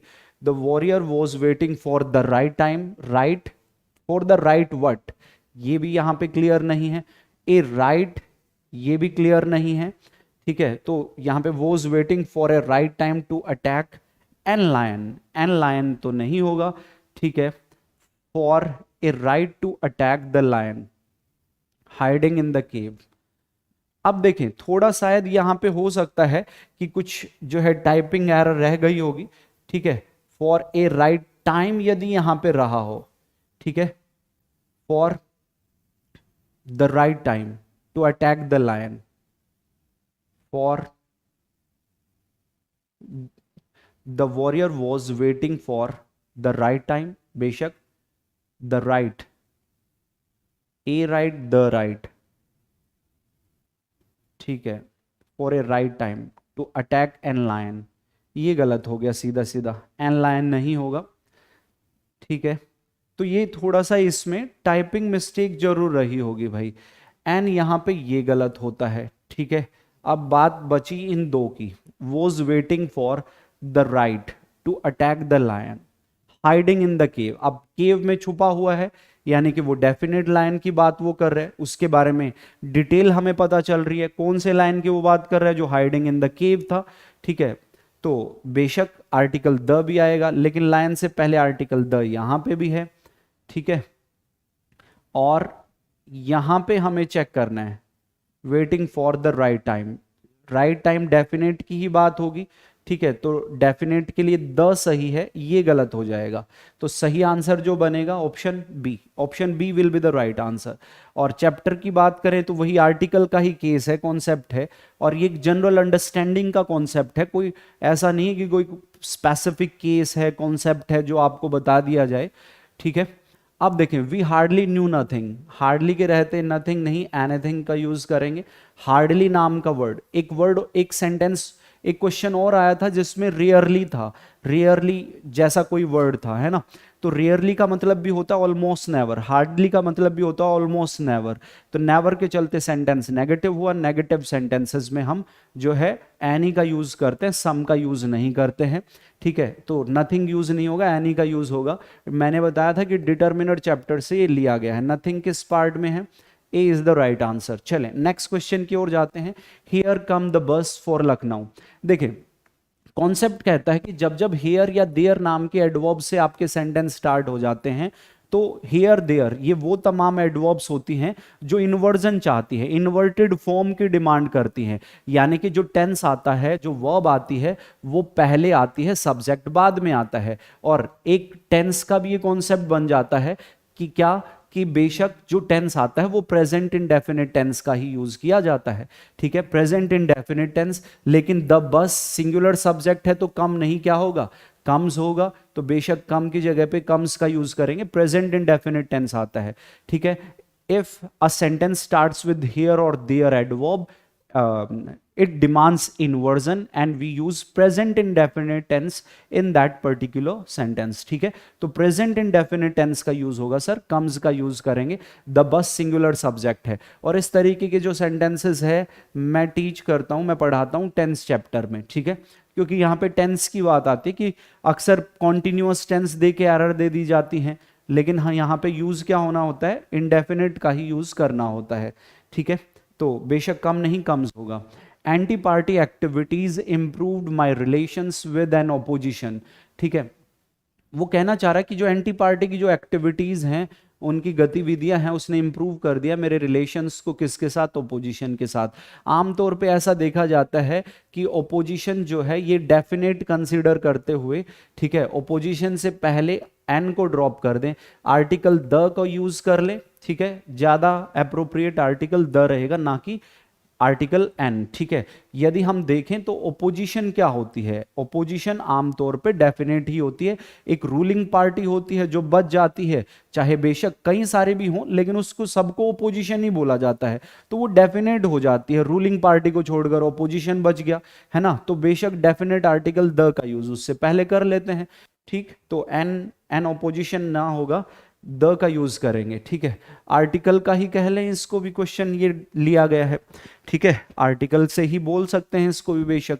All the horses except one, okay, always behaved in a rough manner when Robert come to clean the stable. अब देखिए ये भी पास्ट जो है, इस सेंटेंस को भी चेक करें तो ये पास्ट डिस्क्रिप्शन है, पास्ट इवेंट है, किसी स्टोरी से सेंटेंस डिराइव किया गया है, ठीक है। वो कहना चाह रहा है कि सभी के सभी हॉर्सेस एक को छोड़कर हमेशा बुरा व्यवहार करते थे जब रॉबर्ट आता था स्टेबल को क्लीन करने के लिए, ठीक है। अब ये प्रेजेंट रूटीन नहीं है, ये पास्ट में कोई रॉबर्ट नाम का पर्सन है उसके बारे में पास्ट डिस्क्रिप्शन है, ठीक है। तो यहां पे पास्ट है सर, ठीक है, पहला क्लोज पास्ट में है तो ये भी पास्ट में होगा।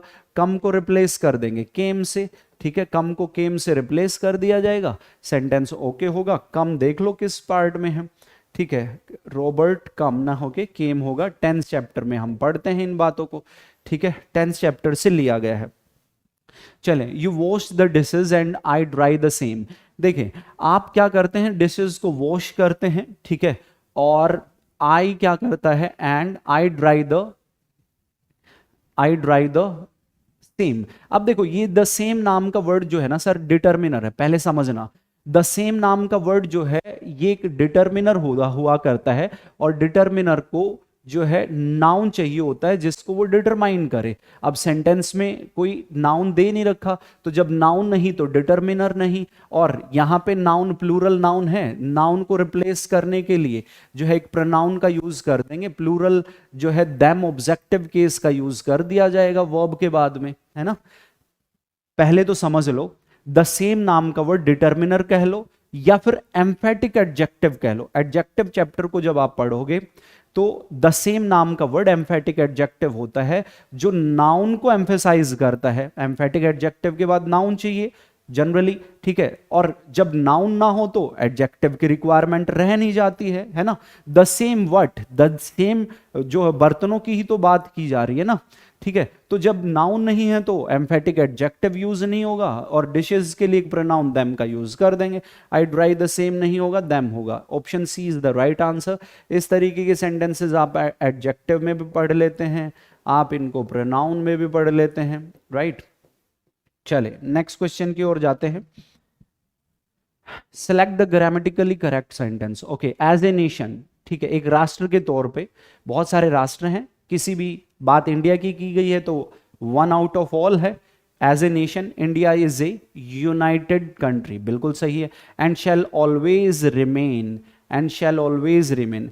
एज नेशन आर्टिकल नहीं है, गलत हो गया। एज द नेशन, ठीक है, द भी नहीं आएगा। जनरली पहले बात जब की जाती है तो आर्टिकल ए का ही यूज किया जाता है। India is a united country and shall always remain so, ठीक है, द नहीं आएगा, ये गलत हो गया। As a nation India is, an गलत है, यूनाइटेड से पहले कॉन्सोनेंट की साउंड है तो ये गलत। ए इज द राइट आंसर, ठीक है, ए सही जवाब है मेरे दोस्त। चले, और बेशक आर्टिकल से बोल लें या फिर जो है आर्टिकल ही कह देंगे कि आर्टिकल की बातें ज्यादा इस सेंटेंस में हो रखी हैं। Select the grammatically correct sentence. It was a hectic day, ठीक है, काफी व्यस्त दिन था सूजन के लिए। With a lot of purchases, काफी सारी खरीदारी की। परचेजेस नाउन होता है, प्लूरल नाउन हुआ करता है। खरीदारी जो तमाम एक्टिविटी होती है उस दौरान, उसके लिए यूज किया जाता है। And a couple of meetings. It was a hectic day for Susan with a lot of, the lot of गलत हो गया, ये ठीक है। A lot of purchases and a couple of meeting बिल्कुल सही है। It was a hectic day for Susan with the lot of, ये गलत हो गया। Hectic day for Susan with a lot of purchase लिखा हुआ है, परचेजेज नहीं है, तो ये गलत हो गया। Option A is the right answer. ठीक है, ऑप्शन ए सही जवाब है। अल्टीमेटली बात आर्टिकल की चल रही है फिर से इस सेंटेंस में। ठीक है, आर्टिकल की बात चल रही है sir. The doctor came after the patient had. ठीक है, आफ्टर के बाद पास परफेक्ट यूज किया जाता है, पास्ड। ठीक है, हैड पास्ड होगा। ठीक है, तो पास बहुत जनरल सा सेंटेंस है, 10th चैप्टर से लिया गया है। चले, बी आंसर है। When Mrs Sinha came to see जो है Varanasi in 2019, Nupur has already been teaching there for 5 years। ठीक है, केम टू 2019 है, पास्ट इंडेफिनिट टेंस आ गया। ठीक है, और जिस समय वो वाराणसी आई 2019 में, उस पॉइंट ऑफ टाइम पे, यानी कि पास्ट में वो क्या कर रही थी, उस पॉइंट ऑफ टाइम पे वो टीचिंग कर रही थी 5 साल से। तो बेशक यहां पे बात क्या होगी, बेशक पास्ट इवेंट की बात की जा रही है, तो कॉन्टिन्यूटी को शो करने के लिए पास्ट परफेक्ट कॉन्टिन्यूअस का यूज करेंगे। तो हैज ऑलरेडी ना कह के had already been teaching there for 5 years। ठीक है, हैज, तो इस तरीके से हम देख लें, came to see Nupur has already. ठीक है, व्हेन, अच्छा ये है इसमें सिचुएशन। ठीक है, तो फर्स्ट पार्ट में उसने जो है when Mrs Sinha came to see, ये ओके है। और फिर अगले में देयर फॉर 5 years, इसको बोल्ड कर रखा है, ये भी सही है। ठीक है, और ये इसमें जो बोल्ड कर रखा है, Nupur has already been teaching, तो यहां पे हैज ना होके क्या होगा, हैड होगा। हैज ना होके हैड होगा सर। ठीक है, तो इस तरीके से यदि हम देखें तो बेशक सेंटेंस में हैज को हैड से बदलेंगे, क्योंकि उसको बोल्ड किया गया है। हैज ना होके पास्ट में जाएगा सेंटेंस, तो बेशक 10th चैप्टर से डिराइव किया गया है, और डी पार्ट में एरर है। ठीक है, एक इसमें एक गलती और जरूर कर रखी है। वो गलती क्या है, यहां पे इसको अंडरलाइन कर रखा है, बोल्ड कर रखा है, इसमें जो है इसको बोल्ड कर रखा है, फिर इसको बोल्ड कर रखा है। तो इस सेंटेंस में भी जो है कोई बोल्ड होना चाहिए था, और वो होना चाहिए था इसमें Nupur has already been. Nupur नहीं, वो तो लास्ट में हो रखा है ना। चलिए खैर, ठीक है, आप बस ये देखें इस सेंटेंस में कि जो बोल्ड किया गया है वो किस पार्ट में है। जिसमें हैज में चेंजेस करने हैं ना, बदलाव करने हैं, तो वो हमें सीधा सीधा डी पार्ट में मिल रहा है, तो D is the right answer. 10th chapter से लिया गया है। शी इज इन हरी, इन हरी होता है। ठीक है, एन नहीं आता है, कुछ फ्रेज का केस है आर्टिकल चैप्टर में। इन हरी, इन डिफिकल्टी, डाउट, डेब्ट, इन प्रॉब्लम। ठीक है, और जो है इन डेंजर, और इस तरीके की कुछ फ्रेज होती हैं जो बिना किसी आर्टिकल के आती हैं, ए एन उनमें आता नहीं है। She is in hurry to meet her brother, तो एन हरी नहीं होगा, D is the right answer. Article chapter से सेंटेंस लिया गया है। चले, select the option that expresses the given sentence in past tense form. Past tense में बताना है। The methods Arunima adopts, adopts की जगह अडॉप्टेड होगा, क्रिएट की जगह क्रिएटेड होगा। Adopted for taming the dog, created awe and wonder. देखो ये ओ वर्ड जो होता है ना, ओ का मतलब होता है एक एक्साइटमेंट या फिर एक वेलकमिंग होना। ठीक है, रिस्पेक्ट होना किसी के प्रति, लेकिन साथ के साथ थोड़ा फियर भी होना। जैसे आप मान लो किसी बहुत जो है हाई क्लास पर्सन से मिलते हो, तो उस हाई क्लास पर्सन से जब आप मिल रहे हो तो आपके दिल में उसके लिए एक रिस्पेक्ट भी है, लेकिन एक थोड़ा सा फियर भी है कि पता नहीं क्या होगा, और उनसे मिलना वो एक कैसा एक्सपीरियंस रहेगा नहीं रहेगा, वो आपको वेलकम करेंगे नहीं करेंगे, आपसे अच्छा बिहेव करेंगे नहीं करेंगे। ऐसी सिचुएशन को ओ बोला जाता है, द अडॉप्टेड और क्रिएटेड। अब यहां पे अडॉप्ट्स ये पास्ट में नहीं है, पास्ट में बताना है ना सर, तो ये गलत हो गया। ठीक है, यहां पे अडॉप्टेड तो है लेकिन ये प्रेजेंट में क्रिएट दे रखा है, तो ये गलत हो गया सर। अडॉप्ट्स ये प्रेजेंट में दे रखा है, तो ये गलत हो गया। ए में देखो ना, अडॉप्टेड भी पास्ट में है और ये क्रिएटेड भी पास्ट में है। 10th चैप्टर से सीधा सीधा वो कह ही रहा है पास्ट टेंस बताना है, तो 10th चैप्टर से लिया गया है। Option A is the right answer. चले नेक्स्ट क्वेश्चन की ओर हम जाते हैं। You should see an oculist, oculist क्या होता है, जो एक तरीके से ये कहे कि जो आई स्पेशलिस्ट होता है, ऑक्यूलिस्ट बोलते हैं, ऑप्थेल्मोलॉजिस्ट वगैरह, ठीक है। तो आपको ऑक्यूलिस्ट से मिलना चाहिए, your eyes look worse today, ठीक है। ऑक्यूलिस्ट से पहले एन आर्टिकल का यूज करेंगे, ए नहीं होगा, इसमें साउंड वोवल की आती है सर, आर्टिकल चैप्टर से हो गया ये सेंटेंस भी, ठीक है, ये सेंटेंस भी आपका आर्टिकल चैप्टर से लिया गया है, ओके। चले, my mother is an honest, honest से पहले एन आता है सर, ठीक है, ए नहीं आएगा, ठीक है। Honest and A well known women, अब ये दोनों क्वालिटी, ऑनेस्ट होना, वेल नोन वुमेन होना, जिनको एंड कंजंक्शन से जोड़ा गया है, ये एक ही पर्सन को डिनोट कर रही हैं, माई मदर को। ऐसे सिचुएशन में फर्स्ट से पहले आर्टिकल आ जाता है, सेकंड से पहले कभी आर्टिकल नहीं आता, ये भी ध्यान रखना। तो बेशक यहां पे एन आना चाहिए, सी पार्ट में आपकी एरर है। तमाम वर्ड्स बताए थे जो एन की डिमांड करते हैं, hour, honour, honest, honorary, honourable, heir, heirs जैसे वर्ड्स, ठीक है। चले नेक्स्ट क्वेश्चन में देखते हैं, ग्रामेटिकल एरर बतानी है।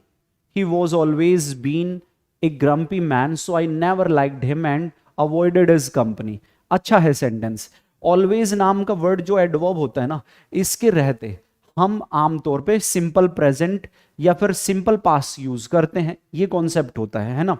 लेकिन ऑलवेज के साथ इरिटेटिंग वर्ड्स के केस में हम सिंपल जो है प्रेजेंट कॉन्टिन्यूअस भी यूज कर लेते हैं, और ऑलवेज जैसे बाकी वर्ड्स ऑफ फ्रीक्वेंसी के रहते हम प्रेजेंट एक्शंस को, वर्तमान के एक्शंस को जब लॉन्ग पास्ट से रिलेट करते हैं तो प्रेजेंट परफेक्ट टेंस भी यूज किया जाता है। और इसका मतलब होता है कि आप वो काम प्रेजेंट में तो कंप्लीट हुआ ही है, लेकिन ऐसा पास्ट में भी हुआ था। जैसे जैसे मैं कहूं you have always help me, you have always help me, यानी कि हेल्प एट वंस, अभी तो मदद की ही है, और मदद करने का काम आपने क्या भी किया है, पहले भी किया है। इसका मतलब होगा आपने हमेशा मेरी मदद की है, अभी भी मदद की है और पास्ट में भी मदद की है। तो यहां पे देखे वो कहना वही चाह रहा है कि ही हमेशा क्या रहा है, ग्रम्पी मैन रहा है, इसीलिए ना तो मैंने कभी लाइक किया उसको, और जो है him and avoided his company, और उस कंपनी से, उसकी कंपनी से दूर रहा, ठीक है। तो क्योंकि वो अभी भी ग्रम्पी मैन है और पहले भी रहा है, दैट्स वाई मैंने उसको अवॉइड किया, उसकी कंपनी को अवॉइड किया, और बेशक मैंने उसे लाइक नहीं किया। तो इस तरीके के सेंटेंसेस में ऑलवेज के रहते प्रेजेंट परफेक्ट टेंस का यूज करेंगे। और देखो ना, ये थर्ड फॉर्म आ रखी है ना, ये थर्ड फॉर्म इसलिए आई है कि परफेक्ट में ये जाएगा, तो परफेक्ट में क्या होगा, he has always been, he has always been, ठीक है। तो बेशक ये देखो इसी को अंडरलाइन कर रखा है, इटैल बोल्ड कर रखा है, दैट्स वाई वोज की जगह पे हैज ऑलवेज बीन हो जाएगा वोज की जगह पे, राइट। बाकी में ग्रम्पी मैन में कोई दिक्कत नहीं है, और जो है एक तरीके से ये जो है liked and avoided his company, इसमें कोई दिक्कत नहीं है, राइट। और नेवर लाइक्ड हिम, इसमें भी कोई इशू नहीं है। तो बेशक B is the right answer. Tense chapter से सेंटेंस डिराइव किया गया है, टेंस चैप्टर से, राइट। चले नेक्स्ट क्वेश्चन की ओर जाते हैं। I love to read certain, love को इटैलिक किया गया है, ठीक है, सर्टीन को इटैलिक किया गया है, और आर्टिकल को इटैलिक किया गया है। अब देखिए, मैं पसंद करता हूं कुछ स्टोरीज को पढ़ना, फ्रॉम जो है कुछ कहानियों को पढ़ना, कहां से, महाभारत से। अब महाभारत जो है ये बेशक एक एपिक है, ग्रंथ का नाम है, हॉली बुक है। तो जितने भी एपिक होते हैं, ठीक है, हॉली बुक्स होते हैं, उनसे पहले आर्टिकल द आता है। ए पार्ट, ए को ए में एरर है और ए दिया गया है डी पार्ट में, ठीक है। तो D is the right answer. Article chapter में इस तरीके से बताए जाते हैं तमाम वो जगह जहां पे आप आर्टिकल द का यूज करते हैं, ठीक है। बहुत सारी ज्योग्राफिकल लोकेशंस, और जो है फिजिकल पोजीशन, और तमाम जो है रिवर, सी, ओशन, और जो है यदि हम बात करें सीरीज ऑफ माउंटेन्स और वगैरह वगैरह, एपिक्स, सेलेस्टियल बॉडीज, तमाम चीजें होती हैं। In 2023, Shivil has been working in the company for 3 years. सही है सेंटेंस, ठीक है। अब वो कहना चाह रहा है कि 2023 में वो काम कर रही होगी, ठीक है, 3 साल से काम कर रही होगी, राइट। तो यहां पे देखो, विल फ्यूचर परफेक्ट कॉन्टिन्यूअस की जब जब बात आती है तो विल शैल के साथ बेस वर्ब यूज करते हैं, और वो बेस वर्ब क्या होती है, विल हैव का हम यूज करते हैं। Will have been working in the company for 3 years, ठीक है, हैज नहीं आएगा, विल हैव आएगा। और option C is the right answer. चले एक चीज और, फॉर 3 years की बात वो कर रहे हैं, ये 4 सही है, तो सिंस 3 years तो नहीं होगा, शी विल हैव बीन होगा इन द कंपनी बाय 23। एक मिनट, इस सेंटेंस की टाइप को समझते हैं। विल के साथ हैज नहीं होना चाहिए, तो 2023 ये भी ठीक है। बाय तो मतलब डेडलाइन को उसने बता दिया, और डेडलाइन को शो करने के लिए परफेक्ट या परफेक्ट कॉन्टिन्यूअस भी आ जाता है। लेकिन ये एक मेजर एरर ये है कि विल के साथ हैज नहीं हैव आएगा, तो सही सी को ही हम आंसर बनाएंगे, ठीक है। Option C will be the right answer. चले, my younger brother were attending a short term computer these days. These days जो वर्ड है, तमाम एडवर्ब्स होती हैं। जैसे मैं बात करूं जो है at present, at this moment, now, right now, these days, now days, still, ठीक है। ये वो वर्ड्स होते हैं सर जो यूज किए जाते हैं बताने के लिए कि जिस समय पर हम बोल रहे होते हैं, द पॉइंट ऑफ टाइम, जिस पॉइंट ऑफ टाइम पे हम बात कर रहे होते हैं, उस पॉइंट ऑफ टाइम पे जो है वो एक्शन कंटिन्यू हो रहा होता है। जिस समय हम बोल रहे हैं उस पॉइंट ऑफ टाइम पे वो एक्शन गोइंग ऑन है, प्रेजेंट में गोइंग ऑन होता है इन दिनों, ठीक है। तो जो है हम जो है प्रेजेंट कॉन्टिन्यूअस टेंस का यूज करेंगे, इज अटेंडिंग हो जाएगा, is attending, right. Were attending नहीं होगा, प्रेजेंट में रहेगा सेंटेंस, प्रेजेंट कॉन्टिन्यूअस में, टेंस से ही ये लिया गया है। चले नेक्स्ट क्वेश्चन की ओर जाते हैं। नेक्स्ट क्वेश्चन में देखें, they usually allege that there is a delay in procuring stationery due to the faulty purchase order. कहना वो चाहता है कि वो आरोप लगाते हैं अक्सर कि डिले हुआ है क्या करने में, प्रोक्योर करने में, अवेलेबल कराने में स्टेशनरी को, due to the faulty purchase orders. They usually allege, subject verb agreement already है, देयर इज ए डिले, ये है तो जो है इंट्रोडक्टरी सब्जेक्ट के साथ ये एग्रीमेंट सही हो रहा है, due to the faulty purchase orders okay है, नो एरर, ठीक है। कोई एरर सेंटेंस में नहीं है इसमें यदि हम बात करें तो। चले नेक्स्ट क्वेश्चन की ओर बढ़ रहे हैं। Next question, he is not rich, so he cannot afford to buy an expensive car. Expensive में sound vowel की आ रही है, that's why article n आएगा। तो C part में देख लें, C part कहाँ पे है, option A is the right answer. It can get extreme cold. Called, देखो गेट लिंकिंग वर्ब है सर, लिंकिंग वर्ब के बाद ये कॉम्प्लीमेंट आ गया, एडजेक्टिव आ गया। एडजेक्टिव को एडजेक्टिव क्वालिफाई नहीं करेगा, एडजेक्टिव को क्वालिफाई एडवर्ब करती है, तो एक्सट्रीमली हो जाएगा, एक्सट्रीमली, ठीक है। एक्सट्रीमली नाम की वर्ड एडवर्ब का यूज हम करेंगे, एडजेक्टिव को क्वालिफाई करने के लिए एडवर्ब की रिक्वायरमेंट हुआ करती है, राइट। चले, तो ये थे total 67 questions. I hope things are going on nicely, चीजें समझ में आ रही हैं, राइट। तो इसी तरीके से अगला जो पार्ट होगा वोकैबुलरी में से कोई एक सेगमेंट हम डिस्कस करेंगे। जुड़े रहिए चैनल के साथ।